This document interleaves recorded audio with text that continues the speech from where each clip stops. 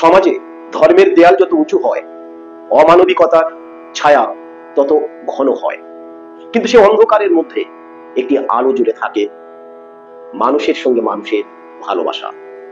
মহাশ্বেতা দেবী এক অনবদ্য সৃষ্টি, হারুন সালেমের মাসি, এক নিঃস্ব অসহায়া মা অন্যের সন্তানকে নিজের কোলে তুলে নেয়। আর সমাজ সেই মানবিকতাকে কেমন চোখে দেখেছে, কি পরিণতি হয়েছিল হারুন সালেমের মাসির, তা জানতে হলে চলো যাই মেঘনা স্যারের পাঠশালায়। হ্যালো শিক্ষার্থী বন্ধুরা, মেঘনা স্যারের পাঠশালায় তোমাদের সবাইকে স্বাগত। আজ এই পাঠশালায় আমি নিয়ে এসেছি উচ্চ মাধ্যমিক বাংলা 4th সেমিস্টারের একটি গল্প, মহাশ্বেতা দেবী হারুন সালেমের মাসি। তোমরা ইতিমধ্যে জেনে গিয়েছো যে গল্প থেকে 5 নম্বরে একটি প্রশ্ন ফাইনালে লিখতে হবে, তাই তো? আমাদের সিলেবাসে দুটি গল্প আছে, একটি মানিক বন্দ্যোপাধ্যায়ের হলুদ পোড়া, আরেকটি হলো মহাশ্বেতা দেবী হারুন সালেমের মাসি। আজ আমি হারুন সালেমের মাসি গল্পটি সম্পর্কে আলোচনা করব। তোমরা চটপট বই খাতা কলম নিয়ে রেডি হয়ে বসো। যে সমস্ত গুরুত্বপূর্ণ অংশগুলি আমি দাগ দিতে বলবো সেগুলো দাগ দিয়ে নেবে এবং ভিডিওটি পজ করে সেই প্রশ্নটি বা অংশটি লিখে নেবে এবং দ্রুত তৈরি করবে, কারণ পরীক্ষা কিন্তু আর 3 মাস বাকি আছে। কেমন? যারা এখনো পর্যন্ত আমার এই চ্যানেলটি সাবস্ক্রাইব করোনি তারা অবশ্যই পাশে থাকা বেল আইকনটি প্রেস করে এই চ্যানেলটি সাবস্ক্রাইব করে নিও, তাহলে পরবর্তী ভিডিও সমস্ত নোটিফিকেশন সবার আগে তোমার কাছে গিয়ে পৌঁছাবে। আর দেরি না করে আমি মূল আলোচনায় চলে আসি। মহাশ্বেতা দেবী 1926 খ্রিস্টাব্দে 14ই জানুয়ারি ঢাকায় তিনি জন্মগ্রহণ করেন। পিতা যুবনাশ্য ছদ্মনামে প্রসিদ্ধ সাহিত্যিক ও কবি মনীষ ঘটক ও মাতা ধরিত্রী দেবী। রাজশাহীতে মহাশ্বেতা দেবীর শিক্ষা জীবন শুরু হয়। তারপর তিনি কলকাতায় চলে আসেন এবং বিশ্বভারতী থেকে স্নাতক ও কলকাতা বিশ্ববিদ্যালয় থেকে ইংরাজি সাহিত্যে তিনি এমএ পাশ করেছেন। কর্মজীবনে তিনি স্কুল কলেজে শিক্ষকতা করেন, পত্রিকার অফিসেও তিনি কাজ করেছেন। তার দীর্ঘ সাহিত্য জীবনে তিনি প্রায় 100টির বেশি উপন্যাস ও 20টি ছোট গল্পের সংকলন তিনি লিখেছেন। প্রাপ্তি হিসাবে জ্ঞানপীঠ, সাহিত্য একাডেমি, ম্যাগাসেসে, দেশিকোত্তম, পদ্মবিভূষণ, পদ্মশ্রী প্রভৃতি সম্মানে তিনি ভূষিত হয়েছেন। এবার আমরা মহাশ্বেতা দেবী এই গল্পটি অর্থাৎ হারুন সালেমের মাসি এই গল্পটি সম্পর্কে আলোচনা করব। তোমরা কিন্তু খুব মন দিয়ে আলোচনাটা শুনবে এবং গুরুত্বপূর্ণ জায়গাগুলি অবশ্যই লিখে নেবে, কারণ ওই গুরুত্বপূর্ণ অংশগুলি থেকে প্রশ্ন আসবে। ঠিক আছে? যেহেতু গল্পটি অনেকটি বড়, সেই জন্য তোমাদের সুবিধার জন্য আমি এই গল্পটিকে 5টি ভাগে ভাগ করে নিয়েছি। তোমরা এই ভাগগুলো মনে রাখবে, তাহলে দেখবে যে তোমাদের আর কোনো অসুবিধা হবে না। প্রথম ভাগে আছে যে গৌরবীর বান্ধবী, একসঙ্গে তারা ওই যেগুলো বলে ঈশ্বরের জিনিস, তো শাকে পাতায় কোনো দোষ নেই, অর্থাৎ ঈশ্বর প্রদত্ত জিনিস, যেমন ধরো দুর্বা ঘাস, থানকুনি পাতা, যোগ্য ডুমুর, এইগুলো এই সমস্ত তারা তুলে বিক্রি করে যেটুকু পয়সা পায় সেইভাবেই তারা জীবন নির্বাহ করে। একদম গল্পের প্রথমেই এটা আছে। সেই আয়ছা বিবি মারা গিয়েছে, তার ছেলে হারা 6-7 বছরের বয়স, সে তেমন ভাবে কথা বলতে পারে না, তার জিভ একটু এড়িয়ে যায়। সে এসে গৌরবীকে বলে যে মা ললে না। ললে না বলতে কি ললে মানে নড়ে। হারা যখন এসে গৌরবীকে বললো যে মা ললে না, তখন কি করলো গৌরবী? না, তার পেছন পেছন যায়, গিয়ে কি করলো দেখো, ওই প্রথম পৃষ্ঠার শেষের দিকে গৌরবী হারার পেছন পেছন পা টেনে টেনে হারাদের ঘরে গেল। এই যে পা টেনে টেনে বলতে গৌরবীর একটা পা একটু সমস্যা আছে জন্ম থেকেই। হারার বাবা ঘরামি ছিল, ঠিক আছে, ঘরখানা খুব উঁচু করে বেঁধেছিল, মাথা তুলে দেখতে হতো। ওর মাথার বালিশের নিচে রূপোর হাঁসুলির মতো চকচকে নিওর চাঁদা সাপ ছিল, হাতের আঙুল থেকে বিষ খুব তাড়াতাড়ি মাথায় উঠে গিয়েছিল। এটা হারার বাবার মৃত্যুর কথা বলা হচ্ছে। মাদুর মুড়ে হারার বাবাকে উঠোন সই করবার পর ও সমাজের লোকেরাই ও ঘর তুলেছিল যেমন কোঠা বাড়ি বলে মাটিতে থুতু ফেলেছিল। আমাদের প্রশ্নের পরেই একটা অংশ আসে, মনে করেছে কাঙালের আসপর্দা। এই যে অংশটা আমি বলতে চাইছি, এই মনে করেছে কাঙালের আসপর্দা, এটা তোমরা আন্ডারলাইন করো।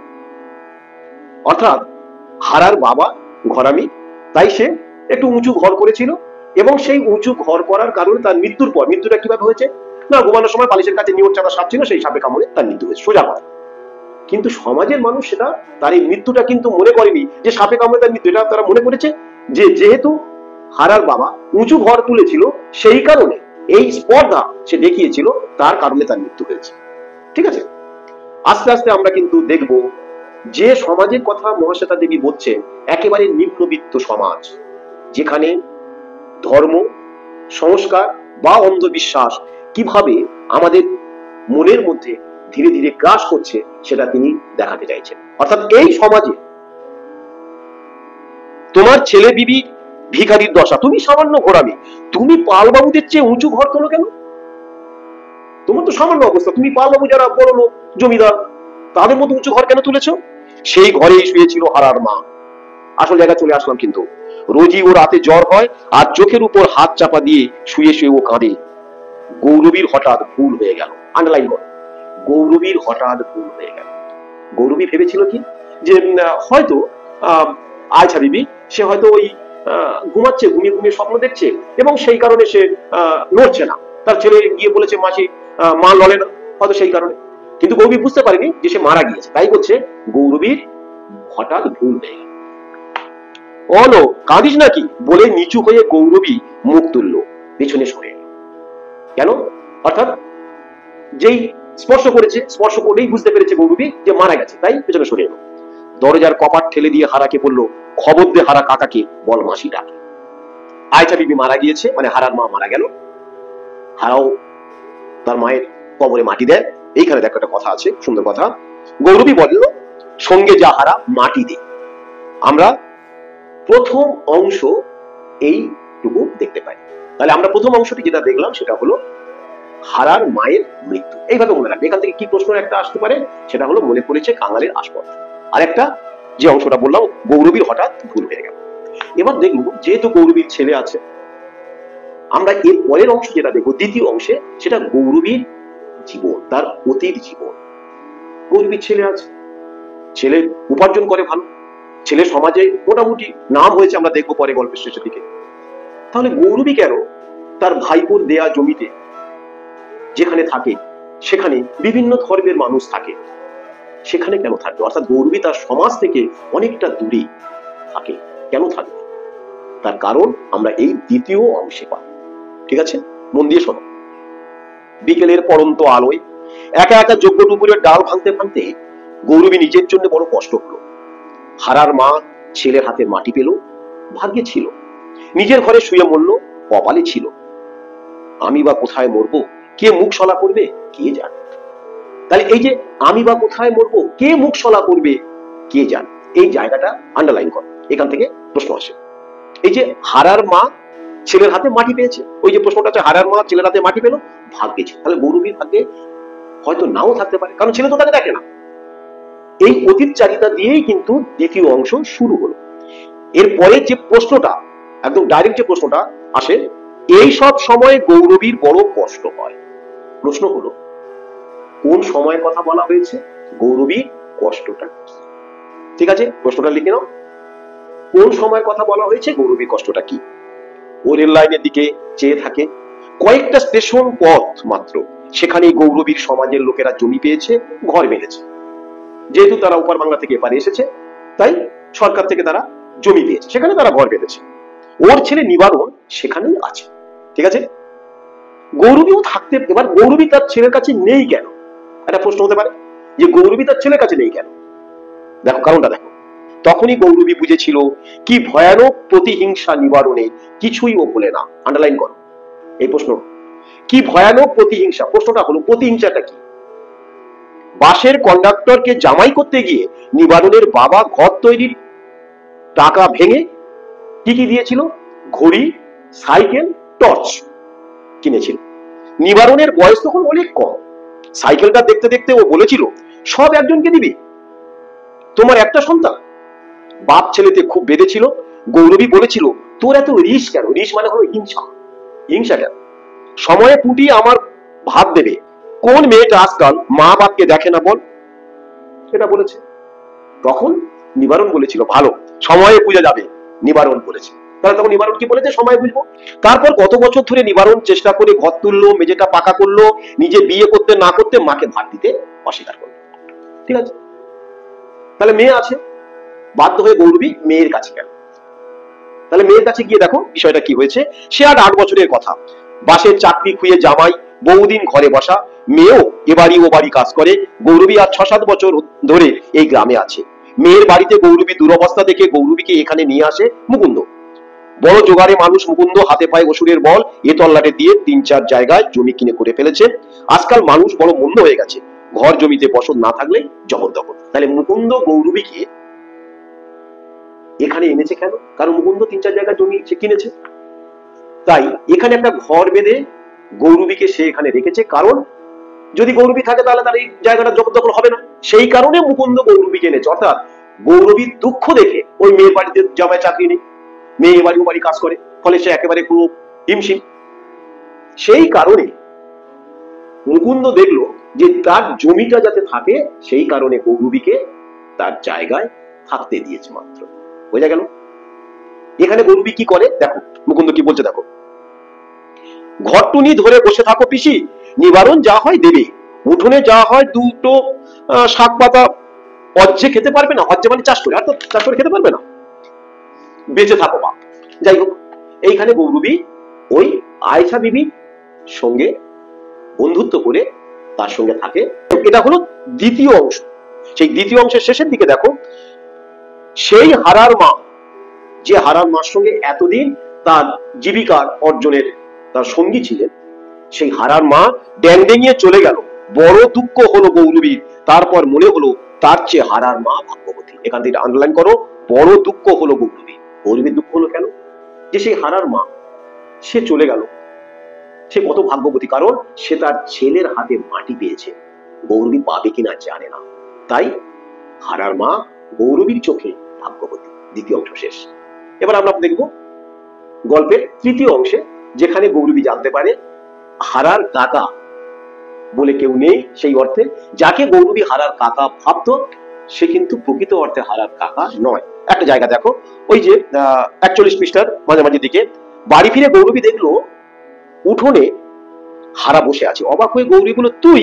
কাকা আসতে বলল। এখানে বন্য যেটা খুশি সেটা যে মর্গা, সে কি বন্য?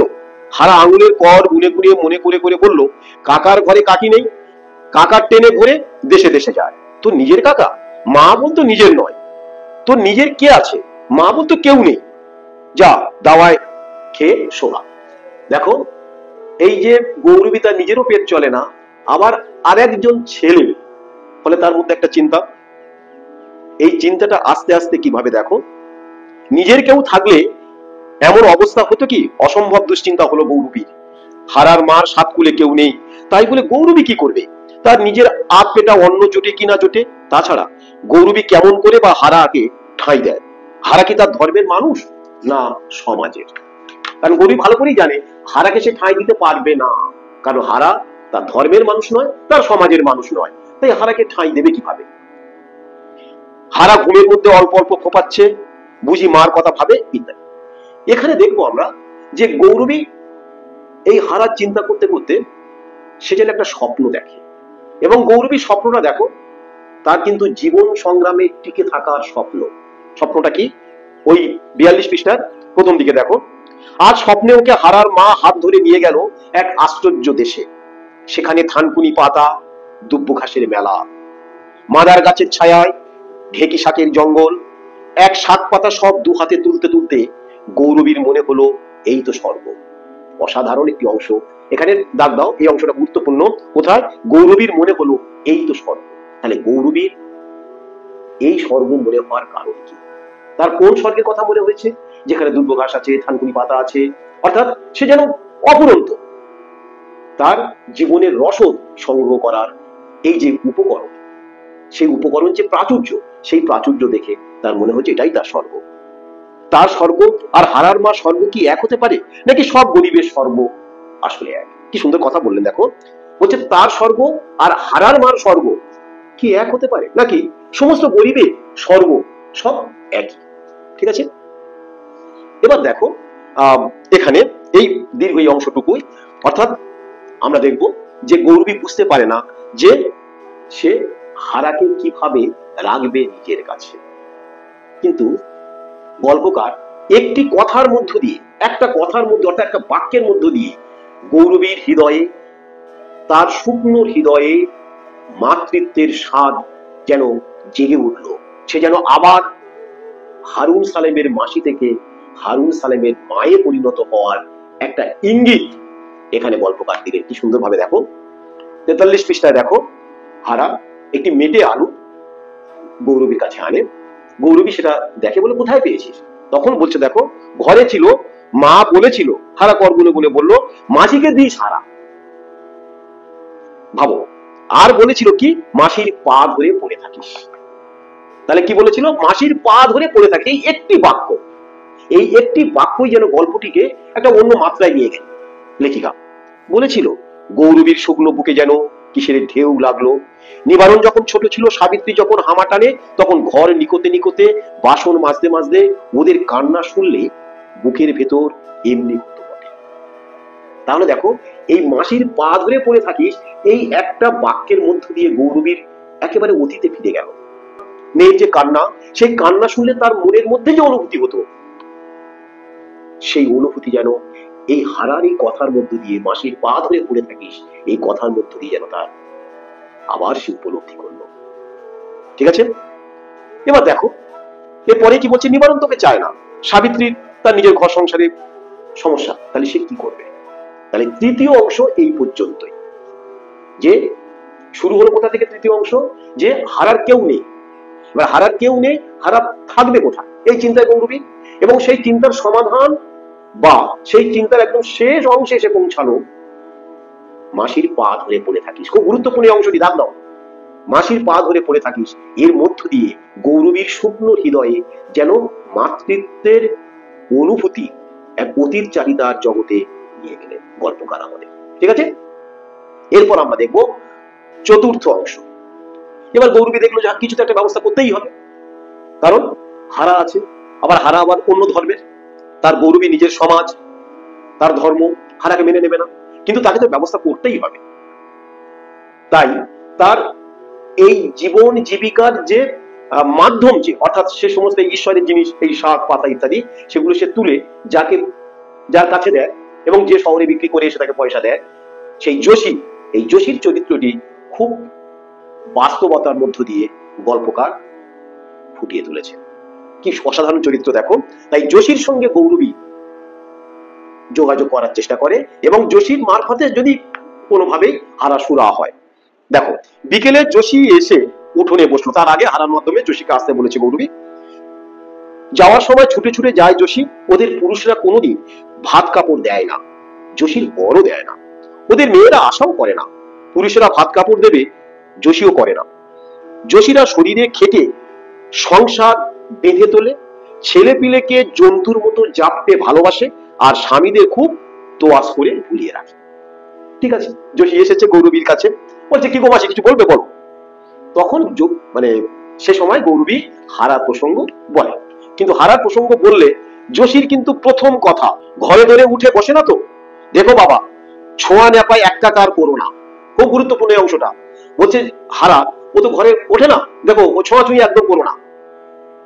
যোশীর মনোভাব এখান থেকে শুরু হলো, না না উঠোনে থাকে, ওরই শান্তিতে খায়, আমি উপর থেকে ভাত দিই, ওর কেউ নেই, তাই তোরে তোরে শুধাই যোশী, তুই তো যা শহরে, ওর মতো ছেলেদের কি কোনো ব্যবস্থা আছে?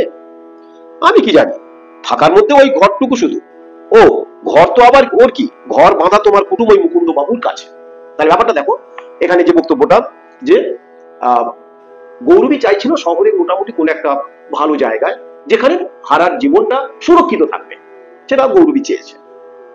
কিন্তু যোশীর বক্তব্য হলো যে সেইভাবে সে কিছু জানে না। শুধু তাই নয়, তার বক্তব্য দেখো, শহরে ছেড়ে দিতে পারি, তুমি যদি আমাকে দাও ওকে, আমি শহরে ছেড়ে দিতে পারি, ভিক্ষে করে খাবে। ওই ছেলে, তবে আমার কি, তোমার মাসি ভীমরতি, ভিক্ষে করে খাবে না, ভিক্ষে করে খাবে, খাবে খাবে, না খাবে না খাবে, অর্থাৎ কোনো ব্যাপার নেই। এইবার যোশীদের জীবনের যে ট্র্যাজেডি গল্পকার সুন্দরভাবে এখানে ফুটিয়ে তুললেন। যোশী জীবনে কখনো কারো কাছে দয়া পায়নি, এখনো পায় না। ট্রেনে একটু বসার জায়গা, চাল বেচা লাভের পয়সা ওকে আঁকড়ে কামড়ে আদায় করতে হয়। 7 বছর বয়স থেকে না খেটে একবেলা ভাত পেয়েছে মনে পড়ে না যোশী। দয়া টয়া দেখলে ওর অঙ্গ চলে। এই অংশটা গুরুত্বপূর্ণ, দয়া টয়া দেখলে ওর অঙ্গ চলে। তাহলে যে মেয়েটি জীবনে কারোর দয়া পায়নি, যে মেয়েটি জীবনে কারোর ভালোবাসা পায়নি, তাই সেই মেয়েটি যদি দেখে অন্য কাউকে দয়া করছে বা ভালোবাসছে, তখন তার রাগ ধরে। এটাই যোশীর মধ্যে রয়েছে। এরপরে যে অংশটা, যেটা প্রশ্ন আসার সম্ভাবনা আছে, গৌরবীর কথা শুনে ওর সর্বাঙ্গ জ্বলে গেল। ওর বলতে কার? যোশী। কেন জ্বলে গেল? কারণ গৌরবী ওকে বলেছে যে ওকে রাখবে। তোমাদের দেশের নিয়ম কানুন জানি না মাসি, তবে মুকুন্দ বাবু জানলে পরে তোমায় খেদা করবে। অর্থাৎ যদি গৌরবী হারাকে নিজের কাছে রাখে, তাহলে মুকুন্দ বাবু অর্থাৎ তাকে থাকতে দিয়েছে যে গৌরবী দুঃসম্পর্কে ভাইবো, গৌরবীকে খেদা করে মানে তাড়িয়ে দেবে। কারণ তার কারণটা বলছে দেখো, আপন। এবার গৌরবী বলছে ও তো মুকুন্দ বাবু আমার তো আপনজন। এর উত্তরে যোশী বলছে আপনজন না, তাই যে শাক গুগুলি কুড়িয়ে বেড়াও আর একবেলা পোস্টা ভাত খাও। পোস্টা ভাত মানে ওই জল দেওয়া ভাত, ঠিক আছে। বলছে ও যদি তোমার আপনজন হয়, মুকুন্দ বাবু যদি তোমার আপন হয়, তাহলে তুমি তো এই ভালো থাকবে, কারণ মুকুন্দ বাবু প্রচুর টাকা, তার 3-4টা জায়গা রয়েছে। সে কি করে তোমার যদি আপনজন হয়, তাহলে তোমার তুমি এইভাবে আছো কেন? সেটাই বলতে চেয়েছে। গৌরবী কেঁদে ফেললো। যোশী বলল, দয়া দেখালে দুগাল মুড়ি দিলে তা বুঝি, তোমার নিজের পেট চলে না, তুমি যাও অন্যের ভালো করতে। আমি বলি শোনো, ওরে শহরে ছেড়ে দিয়ে আসি, বাঁচে মরে ও বুজুগ্গা। শহরে কি ছেলে বাঁচে না গা? বাজারে আমের আঁটি চুষে পচা কলাটা বেলটা খেয়ে ফুট পাথরে ঘুমিয়ে অমর লাখোটা ছেলে বড় হচ্ছে না? আচ্ছা শোন, তা যা হবে একখানে একটা বুদ্ধি করি, কি ধর নিবারণের কাছে যায়। দেখো একজন মানে প্রকৃত মানবতার কি জ্বলন্ত দৃষ্টান্ত। দেখো হারার জন্য কিন্তু যোশী লড়ে যাচ্ছে। তাহলে দেখো গৌরবী যেখানে আছে সেখানে হয়তো হারাকে রাখা যাবে না, তাই যোশীর সঙ্গে বুদ্ধি করছে যদি নিবারণের কাছে যায়। কিন্তু যোশী তো ছেড়ে দেওয়ার মেয়ে নয়। এবার সে কথা কি বলছে দেখো, সে এখন বাড়িতে চাপা কল বসাচ্ছে। চাপা কল মানে হলো কি, ওই টিউল আর কি, ইলেকট্রিক এনেছে। তোমার কথা কে শুনবে? তাহলে মা বলে যদি ভাবতো, তাহলে কি তোমার এই অবস্থা হয়? যোশী ঠিকই বলেছে। এরপরে দেখো যোশীর যে কথাটা বলে গেল যাওয়ার আগে, দেখো মুকুন্দ বাবুকে তুমি চেনো না, আমরা চিনি। দেশের মানুষ, ঘরের মানুষ বলে ছেড়ে দেবে ও?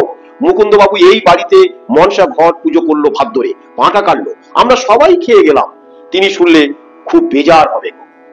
অর্থাৎ শেষ কথাটা যোশী বলে গেল, যার বাড়িতে গৌরবী আছে সেই মুকুন্দ বাবু যদি এই ব্যাপারটা শোনে যে এক মুসলমান ছেলেকে গৌরবী তার ঘরে তুলেছে, তাকে খাওয়াচ্ছে, তাহলে কিন্তু মুকুন্দ বাবু আর গৌরবীকে এখানে রাখবে না। ফলে যোশী চলে গেল। এই পর্যন্ত হলো গল্পের চতুর্থ অংশ। এরপরে আমরা দেখব একেবারে পঞ্চম অংশ, যেখানে গৌরবী যাবে নিবারণের বাড়িতে। নিবারণের বাড়ির অবস্থাটা দেখো। নিবারণের বাড়ি দেখে গৌরবী আর চিনতে পারে না। টিনের চাল, পাকা দেওয়াল, উঠোনে চাপা কল, গৌরবীর ঘরের এখানে ওখানে খড়ের নুটি গোজা। এবার দেখো ছেলের ঘর দেখে গৌরবী তার নিজের ঘরের সঙ্গে তুলনা করছে। বকফুল আর বাঁজা আম গাছটার পাতা পুড়ে পড়ে উঠোন নোংরা হয়। সন্ধে হলে শেয়াল উঠোনে দিয়ে হাঁটে। সেবার শীতকালে তো খটাস না বন বেড়াল ঘরে এসে ঢুকেছিল। এমন ঘর সংসার সাজালো নিবারণ, তার সে ঘরে মায়ের জায়গা হয় না। নিবারণের বউ বলল, দেখে নজর দিও না মা, নজর দিও না, দুই প্রাণী খেটে খুঁটে একটু দাঁড় করিয়েছি। না বাছা, গৌরবী বলছে না বাছা, নজর দিই। নিবারণের স্ত্রী 2টো টাকা আর একটি কাপড় গৌরবীকে দেয়, কারণ গৌরবী যে কাপড়টা পরে এসেছে সেই কাপড়টা শতছিন্ন। ফলে নিবারণের স্ত্রী দেওয়ার পরেই বলছে যে তোমার ছেলের তো এখন সমাজে একটা মান সম্মান আছে, তাই তুমি এইভাবে এসছো, যাবে এই কাপড়টা তুমি পরো। হয়েছে। শুধু তাই নয়, গৌরবী আবার নিবারণের বাড়িতে রেডিওর আওয়াজ শুনতে পেয়েছে। যাই হোক, নিবারণের সঙ্গে কথা বলে গৌরবী বুঝতে পারে যে নিবারণের সেই যে প্রতিহিংসা, রিস, সেই প্রতিহিংসা কিন্তু একটুও কমেনি। নিবারণের কাছে সমস্ত কথা গৌরবী বলে, এবং বলার পরে নিবারণ আরো রেগে যায়। রেগে গিয়ে বলে, ঠিক আছে, ওই ছেলে কথা হারাকে তুমি যদি তাড়িয়ে দিতে পারো, তুমি যদি হারাকে ত্যাগ করতে পারো, তুমি আমার বাড়িতে আসতে পারো। নিবারণ তার মাকে নিজের কাছে রাখতে চাইছে কেন? তার 2টো কারণ। একটি কারণ হলো তার সমাজে সুনাম হয়েছে এবং সেই কারণ তার মাকে ওখানে রাখতে চাইছে না। আরেকটি কারণ হলো নিবারণের স্ত্রী সন্তান সম্ভবা, তাই তার মাকে রাখতে চাইছে। এটা শুনে নিবারণের স্ত্রী রেগে যায় এবং তাদের স্বামী স্ত্রীর মধ্যে কলহ শুরু হয়। অর্থাৎ বাধ্য হয়ে গৌরবী তাদের বাড়ি থেকে বেরিয়ে আসে। এরপরে মুকুন্দবাবু আসে এবং মুকুন্দবাবু এসে বলে যে ঘর তোমার ছাড়তে হবে বেশি, কারণ ওই পাল বাবুদের এই জায়গাটা দিতে হবে, কারণ ওরা একটা গুদম ঘর করবে, ওরা পার্টি করে, তাদের পার্টির জোর খুব বেশি ইত্যাদি। তাহলে গৌরবীকে এই বাড়ি ছাড়তে হবে। অন্যদিকে হারা আছে, হারা এসেছে একটা খুব গুরুত্বপূর্ণ একটা জায়গায়। নিবারণের কাছ থেকে প্রায় কিছু না পেয়ে গৌরবী চলে আসে। মুকুন্দবাবু তাকে বলে ঘর ছাড়তে। হারা এসেছে গৌরবীর কাছে। দেখো 49 পৃষ্ঠার মাঝামাঝি জায়গায় গৌরবী হারাকে দেখে পাগলের মতো তেড়ে গেল। মর মর, তোর জন্য আমার এত দুর্ভোগ, তোর জন্য আমাকে সবাই কুকুর তাড়া করে, মর তুই, যেখানে ইচ্ছা বিদায় হ। হারা ভয়ে পালিয়ে গেল। ঠিক আছে, পালিয়ে গিয়ে হারা নিজেদের ঘরে বসে রইল। বসে বসে মার জন্য কাঁদলো। কেঁদে কেঁদে যখন হারা ঘুমলো তখন বিকেল হয়ে গেছে। ঘুমের মধ্যে মা যেন তার কাছে যাওয়া আসা করতে লাগলো, যেন কে বলল চোখ খুললেই হারা দেখবে মা রাঁধতে বসেছে, সব ঠিক আছে। হারা চোখ খুললো, নিমনিমে অন্ধকার, কেউ ওকে গায়ে হাত দিয়ে ঠেলছে আর ঠেলছে। মা নাকি? মা তো নেই, মা মরে গেছে। তবে কে? মাসি গো। হারা ভয়ে কেঁদে উঠলো, ওঠ হারা, আমি মাসি। ওঠ হারা, আমি মাসি। মাসি? হ্যাঁ চল আমরা চলে যাব। কোথা? শহরে। শহরে যে তুমি যাও না, তুমি হাঁটতে পারো না যে?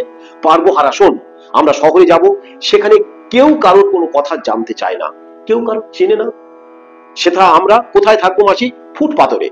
কি খাবো? ভিক্ষে করব। কেউ তোর পরিচয় জানবে না, আমার পরিচয় জানবে না। ভিক্ষে করব? হ্যাঁ রে, পথে পথে ভিক্ষে করব, পথে বসে রাঁধবো, ফুটে শোবো, কাপড় নেতা গেরিমাটি রং করলে ময়লা হয় না, জসির কাছ থেকে আমি সব জেনে নিয়েছি। চলো।